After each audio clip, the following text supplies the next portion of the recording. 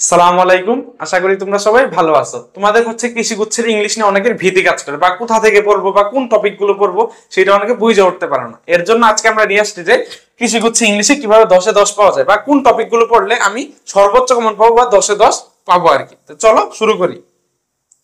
দেখো, প্রথম হচ্ছে কি গ্রামার। গ্রামার পার্ট আর হচ্ছে ভোকাবুলারি পার্ট, দুইটা আলাদা আলাদা আমরা দেখাবো।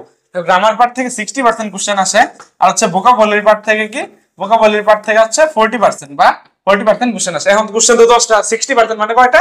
6টা কোশ্চেন আসে গ্রামার থেকে, এবং 4টা কোশ্চেন আসে হচ্ছে 4টা বা 5টা, 5টা এটা হচ্ছে একটু হেরফেরও হইতে পারে। 4টার মতো কোশ্চেন দেখা গেছে ভোকাবুলারি থেকে আসে, 6টার মতো কোশ্চেন কি গ্রামার থেকে আসে। এখন এইটা যদি হচ্ছে 5টা আসলো, গ্রামার থেকে যদি 5টা আসলো, তাহলে কি এখান থেকে কয়টা আসবে? 5টা আসবে। এটা নিয়ে এরকম 50 বা 60 বা 40 এরকম হইতে পারে গ্রামার বা ভোকাবুলারি এটা। এখন দেখো, এখন হচ্ছে আমরা কোন কোন টপিক গুলো সেটা দেখি। এক নাম্বার টপিক কি আছে, সেটা হচ্ছে কি parts of speech. Parts of স্পিচটা খুবই ভালো করে পড়ে নেবে, এটা খুবই ইম্পর্টেন্ট। দেখো, পার্টস অফ স্পিচের মধ্যে কোনগুলো আমরা ভালো করে পড়বো। দেখো, নাউন, প্রোনাউন, অ্যাডজেক্টিভ, অ্যাডভার্ব, এইগুলো হচ্ছে তুমি পার্টস অফ স্পিচটা 8 প্রকার আছে, এর মধ্যে এই চারটা খুবই ভালো করে পড়বা। এইগুলা খুবই খুবই খুবই ইম্পর্টেন্ট। নাউনের মধ্যে দেখা গেছে যে বলে যে কোনটা which one is uncountable noun, which one is countable noun, এইগুলা একটু দেখে রাখবে, এগুলো ইম্পর্টেন্ট। দেখো, এরপর 2 নাম্বার কি আছে? 2 নাম্বার হচ্ছে কারেকশন। কারেকশনটা খুবই ইম্পর্টেন্ট। বলে হুইচ ওয়ান ইজ কারেক্ট, মানে 4টা অপশন থাকে, তুমি সেখান থেকে কোনটা ভুল আছে সেটা খুঁজে বের করা, সঠিক কোনটা ভুলের মধ্যে। কারেকশন করার জন্য তোমাকে কি কি বিষয় পড়তে হবে, সেটা কি? Right form of verb, tense, আর হচ্ছে সাবজেক্ট ভার্ব, এগ্রিমেন্ট, এই তিনটা সম্পর্কে তোমার জ্ঞান রাখতে হবে, তাহলে তুমি কারেকশনটা ভালো করে পড়তে পারবা আর কি। কারেকশন আসলে এই তিনটা সম্পর্কে এর জন্য ভালো করে, কারেকশনটা ভালো করার জন্য এই তিনটা টপিক তোমাকে পড়তেই হবে। আর রাইট ফর্ম অফ ভার্বটা এটা খুবই important. Right form of verb এটা খুবই ইম্পর্টেন্ট। ইনফিনিটি স্টার, এটা থেকে প্রত্যেক বছর 3টা থেকে 4টা, 3টা অথবা 4টা, ভাগ্য ভালো হইলে 4টা কোশ্চেন পাইতে পারো। রাইট ফর্ম অফ ভার্ব থেকে প্রত্যেক বছর 3টা থেকে 4টা কোশ্চেন আসে। রাইট ফর্ম অফ ভার্ব খুবই ভালো করে পড়বা। আর হচ্ছে রাইট ফর্ম অফ ভার্বে দেখা গেছে পজিটিভ ভার্ব। পজিটিভ ভার্ব মানে ভার্বের প্রকারভেদের মধ্যে এগুলো পজিটিভ ভার্ব, পর হচ্ছে লিঙ্কিং ভার্ব, এগুলো একটু দেখে রাখবা, এগুলো ভালো করে একটু পড়ে রাখবা। 3 নাম্বার কি আছে? 3 নাম্বার টপিক হচ্ছে ভয়েস চেঞ্জ দেখবা। 4 নাম্বার হচ্ছে কি ন্যারেশন। 4 নাম্বার কি ন্যারেশন। 5 নাম্বার কি কন্ডিশনাল সেন্টেন্স। 5 নাম্বার হচ্ছে কন্ডিশনাল সেন্টেন্সটা ইম্পর্টেন্ট, কন্ডিশনাল সেন্টেন্সটা খুবই ইম্পর্টেন্ট। 6 নাম্বার কি আর্টিকেল। আর্টিকেলটা হচ্ছে মাঝে মাঝে হচ্ছে কোশ্চেন আসে, দেখা গেছে 2-1 বছর বা 2-3 বছর পর পর হচ্ছে আর্টিকেল থেকে কোশ্চেন আসে। আর হচ্ছে ট্যাগ কোশ্চেনটাও একটু দেখে রাখবে। এই হচ্ছে কি এটা গ্রামার পার্টের সাজেশন, বা কিভাবে গ্রামারে সর্বোচ্চ কমন পাবো, সর্বোচ্চ ভালো করতে পারবো আমি গ্রামারে। আর তোমরা যারা হচ্ছে এবার কৃষি গুচ্ছের প্রিপারেশন নিচ্ছ, তাদের জন্য আমাদের একটা ব্যাচ চলতেছে, সেটা কি? সেটা হচ্ছে এগ্রিস্টার 2.0 ব্যাচ। এখানে তুমি কৃষি গুচ্ছের পূর্ণাঙ্গ প্রস্তুতি পাচ্ছ, এবং এখানে কি কি ফিজিক্স, কেমিস্ট্রি, ম্যাথ, বায়োলজি এবং ইংলিশ অল সাবজেক্ট তোমাকে পড়ানো হবে। হাতে কলমে দেখাইতে হবে কোনটা কিভাবে পড়বা, কোনটা কিভাবে পড়লে তুমি কৃষি গুচ্ছের সর্বোচ্চ কমন পাইতে পারো। আর যেখানে ভর্তি হলে তোমার জন্য কি কি থাকছে? 65 plus live class, 80 plus exam. তোমার প্রস্তুতিকে হচ্ছে যাচাইয়ের জন্য যে আমার প্রস্তুতি আসলে হয়েছে নাকি, বা কতটুকু আমার প্রস্তুতি নিতে হবে সেটা জানার জন্য সবচেয়ে বেস্ট একটা হচ্ছে এক্সাম দেওয়া। এক্সাম দেওয়ার কোনো বিকল্প নাই। চান্স পাতে বা পরীক্ষাতে ভালো করার, অ্যাডমিশন টেস্টে ভালো করা সবচেয়ে হচ্ছে কি সেই ইউনিভার্সিটির কোশ্চেন প্যাটার্নে হচ্ছে পরীক্ষা দেওয়া, বুঝছি? এখানে আর পরে ভর্তি হলে তুমি 80 প্লাস এক্সাম পাইতেছো। এরপরে থাকছে ঢাকা 90 এর পিডিএফ এবং বিএস স্পেশাল সাজেশন, এবং থাকবে কি ম্যারাথন ক্লাস।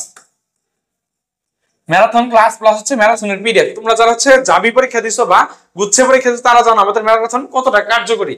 এবং এখানে শিক্ষক প্যানেলে কে আছে? টিচার প্যানেলে 2 জন হচ্ছে বুয়েট থেকে আছে, 2 জন হচ্ছে বাংলাদেশ কৃষি বিশ্ববিদ্যালয় থেকে মানে বাও থেকে আছে, 2 জন হচ্ছে কি মেডিকেল থেকে আছে, আর একজন হচ্ছে কি জাবি ফার্স্ট। তাহলে তুমি কি দেশের সকল ভার্সিটি, মেডিকেল, বুয়েট সবগুলার মিশেল এখানে তুমি পাচ্ছ। এবং এর কোর্স ফিটা কত? সেটা হচ্ছে 1599 টাকা। এবং এটা কত?